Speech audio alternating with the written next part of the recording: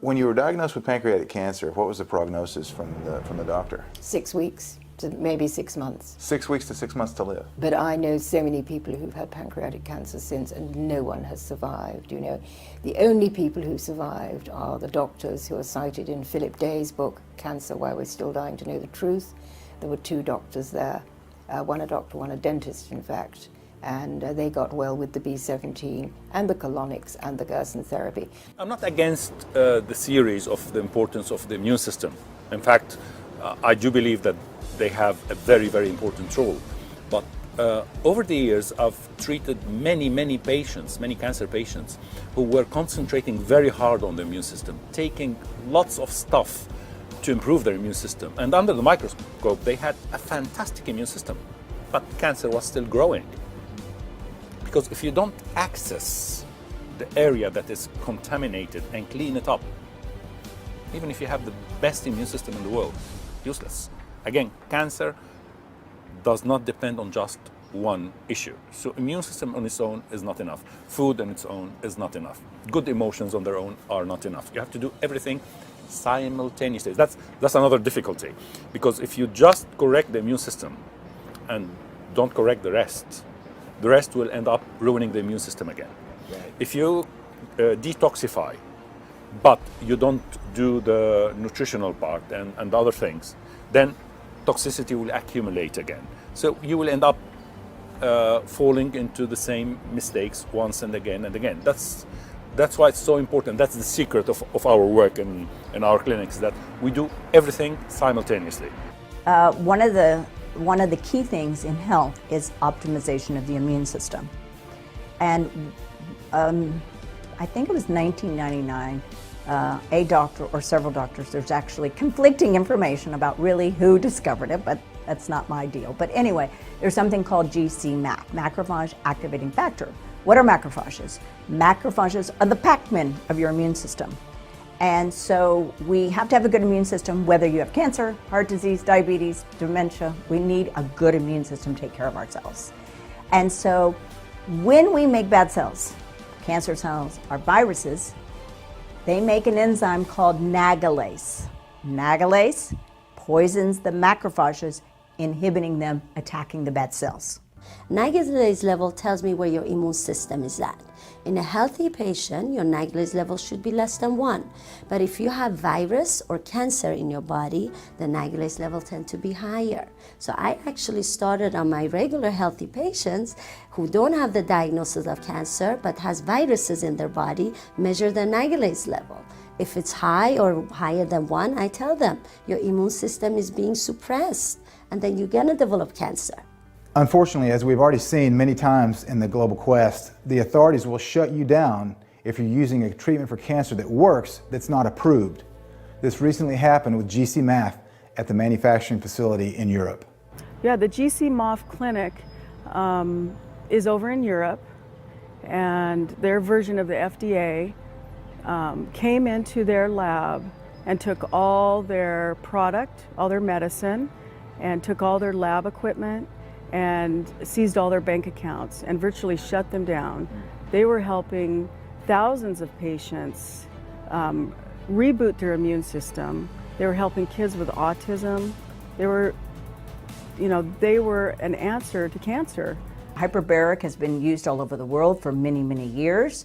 The interest in hyperbaric is growing every single day in the United States. Around the world, it's standard, but in the United States, and we can treat everything from cancer to wounds to diabetes to autism. We have brain injuries. We have a neurosurgeon who refers our patients who have that unusual brain tumor called the glioblastoma.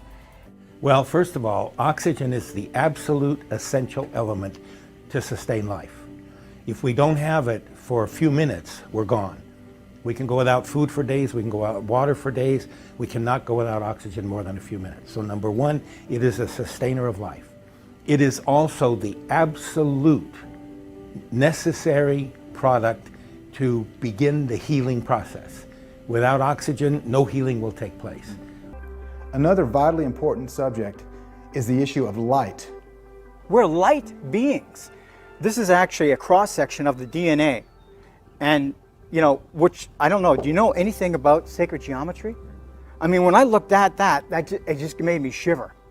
This is actually a cross-section of the DNA. This is the DNA as we know it, right? It's actually the perfect antenna for picking up frequency. But this shows us here that the DNA, as I call it, a thing of beauty and complexity, sacred geometry. This is a cross-section of DNA revealing 4 billion photonic flashlights in one cross-section of DNA. Then we have a device, a new device that we've been using called the ultraviolet light RX. Yeah, we saw that this morning. Yes, and so basically what it is, it's in your vein is infrared light, several different wavelengths of light that is designed to kill all the bugs in your body, but it also activates your immune system, increases oxygen saturation, and it's absolutely amazing. So we've been using that for a couple of months. It's in a clinical trial, soon to be FDA approved. So why is the ultraviolet light so important? Well, ultraviolet light has been known for a long time now to be a disinfectant. So it's able to kill viruses, bacteria, and fungus. So, the ultraviolet light in the same way will be able to kill the viruses, bacteria, and fungus in the blood. I see. And that's very important for, as you can imagine, for infection. So anybody who has an infection can be treated with this treatment. But as well for our cancer patients, we know that many cancers have their root in one of these. So this is why most of our cancer patients do get this treatment.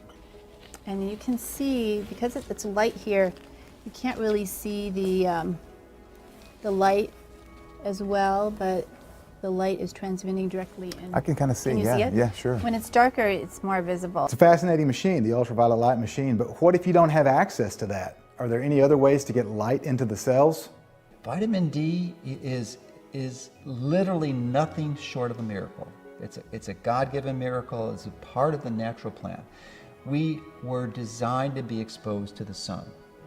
Unlike most any dermatologist you will see who will warn you and say, plead with you to stay out of the sun.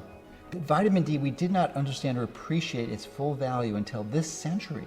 Last century, we didn't know. We just knew that it was available and was primarily thought to treat bone diseases like rickets and osteomalacia. But in the late 1990s, the commercial labs became available to actually measure this. So they were able to do studies and they found out, oh my gosh, 90–95% of people don't have ideal levels of vitamin D. And not only is it good for bone disease, but it's good to reduce the risk of the 2 biggest killers of the human race, which is heart disease and cancer. And the epidemiological studies show that you reduce all cancers by 50% when you have adequate vitamin D levels, because the sun converts a cholesterol precursor to vitamin D, and then vitamin D gets transferred and converted in your body to active metabolites, where it does its magic.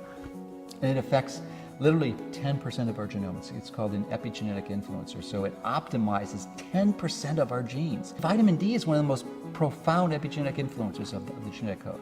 Well, these sunscreens, they filtered UVB, so your body couldn't make vitamin D. You essentially stopped vitamin D production, and they let UVA right through.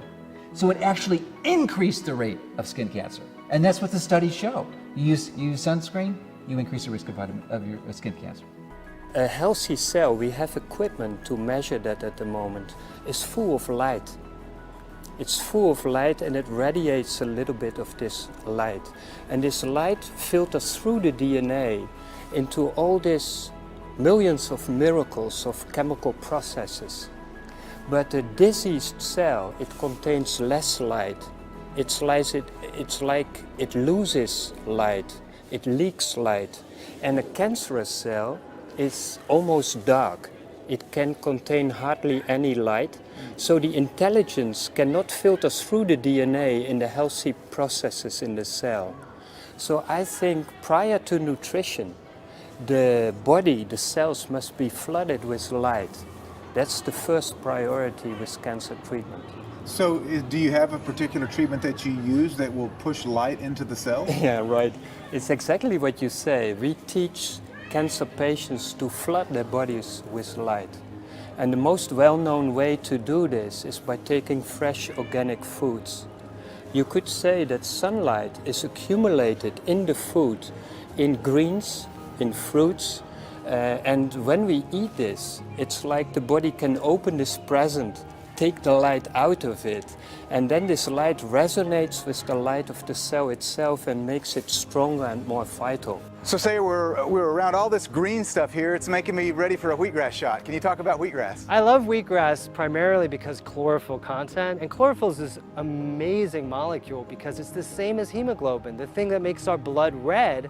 The difference is it has a magnesium atom at the center of this molecule versus our blood has iron, which is what makes it attach to oxygen and turn red when it's exposed to oxygen. Chlorophyll happens to be able to go into the mitochondria of our cells as a metabolite and capture sunlight energy and photoenergize the Krebs cycle, which produces ATP, which is considered the basis for the energy of our body. This new study that came out in 2014 showed that not only does it increase the efficiency and productivity of ATP to have chlorophyll in the diet, go into mitochondria, capture sunlight, but it also can keep the oxidative stress down, which then may increase the longevity of the cells as well. So you actually can capture sunlight, it's in the plant. We are solar hybrids. We can do that. That's what the new study showed. And the best part about chlorophyll is the magnesium is the core element. Same molecule as hemoglobin. Hemoglobin has iron, chlorophyll has magnesium, easily accepted by the body. In the reactivity series, this will start to kick out other metals. Are there toxic metals in our environment? You bet. Are they everywhere?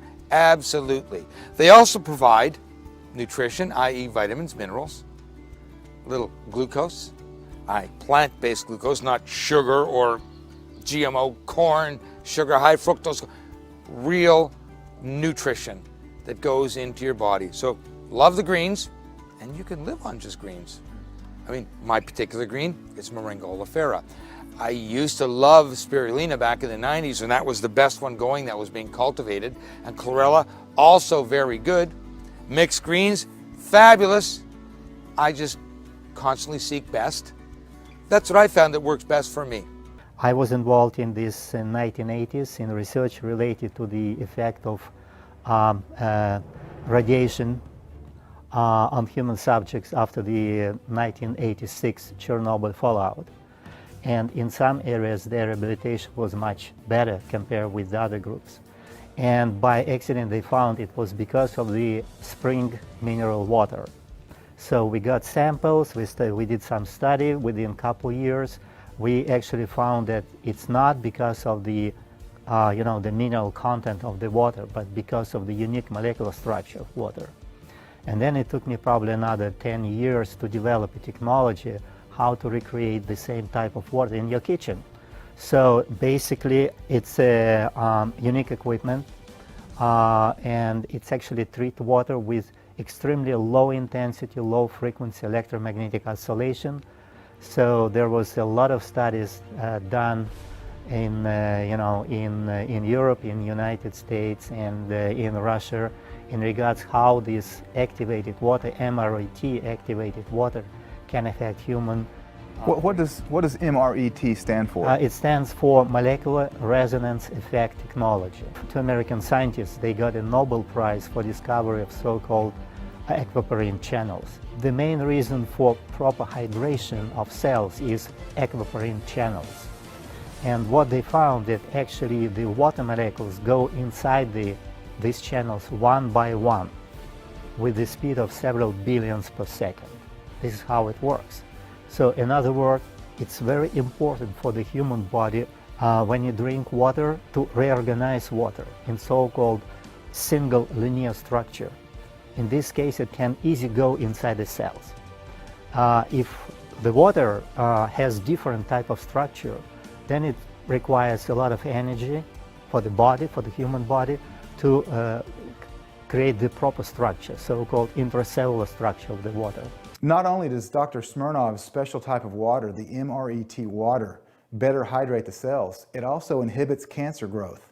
Now, another hydration specialist is Paul Baratiero, and he's about to share with us some fascinating information about molecular hydrogen in the water. It's all about the molecular hydrogen, and we have over 400 studies, 20 of which, or 40 of which actually now, are human studies. So you've got double-blind studies showing the therapeutic effects that molecular hydrogen has on 150 different human diseases and every organ in the body. So very, very, very amazing breakthrough information is coming. What we're also learning is that it has some cell signaling capabilities in the body. So I was just in Japan at the Molecular Hydrogen Symposium, the medical symposium at Nagoya University, and they were showing that 200 gene expressions can be changed, upregulated, downregulated, just from molecular hydrogen in the body. Epigenetics. Yeah. It's good to be able to know what the mechanism is, and it's good for people to be drinking hydrogen-enriched water. Earlier in the program, Dr. Helu mentioned the fact that everything in our bodies is electric. Let's learn a little bit more about the body electric and its voltage. When you have cancer or any injury in your body, that voltage of the cell goes down. It becomes like 20, 30 millivoltage. Your healthy cell have 70 to 110 millivoltage. So when you do PMF, you actually charge the body, the cell membrane. So it's always good to do pulse PMF before any kind of treatment, IVs, any. What is PEMF? Pulsating electromagnetic energy fields. Increase bone density, increase perception, increase metabolism, and increase the sense of well-being. PEMF, I'd have to say, is one of the most powerful tools that I've seen in 35 years in holistic health. The therapy is not new. It was actually first described by Tesla in the 1880s and 1890s. If you consider that malignant cells and also damaged tissue run at a lot lower voltage or electrical potential, this therapy is designed to up the potential or increase the energy of the cells. So it makes the cancer unhappy. Okay. In addition, here at Center for New Medicine, when patients have the IV therapies or the hyperbaric oxygen, it helps drive those therapies and those nutrients to the affected area. I'm living proof, and thousands of women around the globe, and hundreds of thousands of people who've healed cancer in general. We know there is a cure. The cure lies in our food, in detoxifying our body properly, balancing our energy, in dealing with our stress and our emotional wounds, making sure that we don't have dental toxicities, using food and plants to repair our body, and then staying on top of everything, making sure that you can prevent cancer in the future. In the next episode, we're going to be traveling to Netherlands, we're going to stay here in the United States, and we're going to go to Mexico. In the meantime, have yourself a great rest of your day. Get some rest, and we'll see you tomorrow. God bless all of you.